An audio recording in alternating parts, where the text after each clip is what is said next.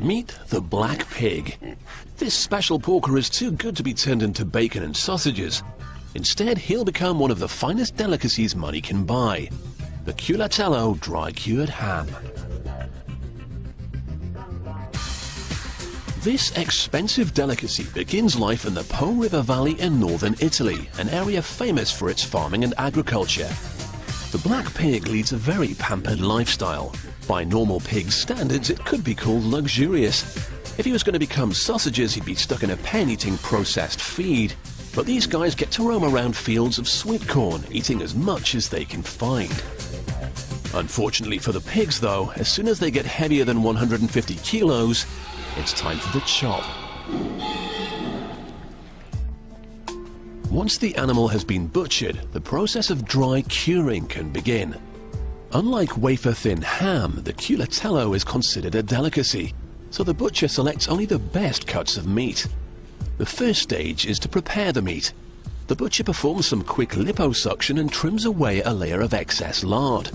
He won't remove all of it though, as some is needed to help the drying process.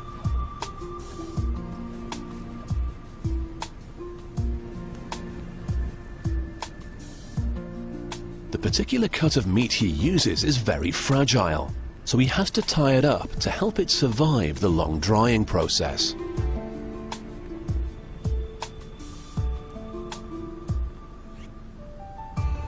Next comes salt, and plenty of it. To cure the ham, it's wrapped in a thick layer which draws moisture out of the meat and adds to the final taste. The butcher also uses peppercorns to enhance the flavor.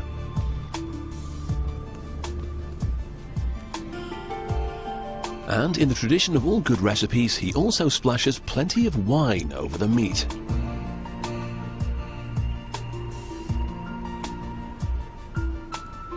The first stage is complete, and he will now leave it on the side to rest for about a week. The meat will slowly turn red as it sits in a cool room out of the sun.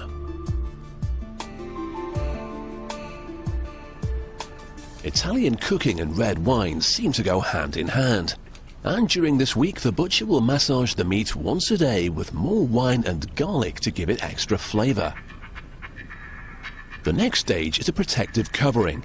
The meat will be wrapped in the pig's own bladder, which may sound nasty, but this is a traditional recipe and it does do the job well.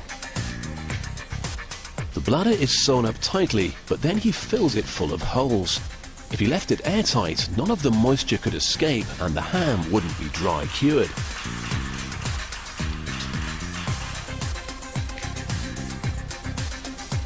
Finally, the meat is tied up. This isn't to stop it escaping, but it gives the Culatello ham its traditional pear shape.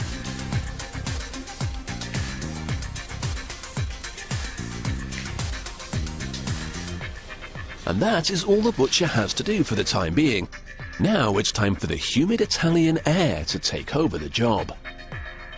This luxury ham takes a few months to dry out, but it doesn't go off because of all the salt it's been wrapped in. However, it's a different story during the ripening process. In the whole of Italy, there are only 8 villages where Culatello hams can be made. That's because these are the only villages which have the right climate to grow the right mold that the process needs. That's right, mold. Once the ham has been hung in the ripening room, it's exposed to the particular mold spores that grow on damp walls in these villages. The warm, humid air is just right for this particular mold to grow. It attaches itself to the external bladder and releases enzymes into the meat inside. These enzymes then break down proteins and fats within the ham to help give it its unique and delicious flavor.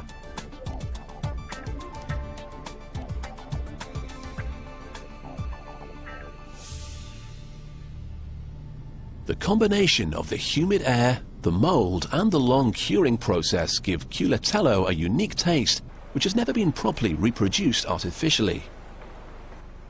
The mass production of Parma ham works in a similar way, but it's done on a huge scale and much faster because of demand.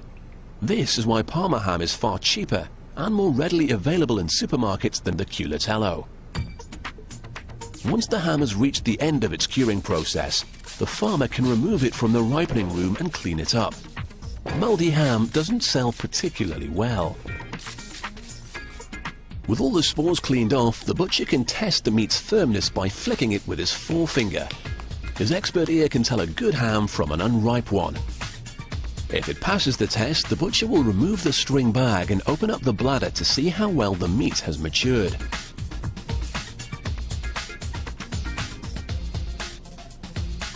Sometimes the mold has penetrated inside the bladder, so the butcher will use a splash of whatever wine he has handy to clean off any unwanted spores.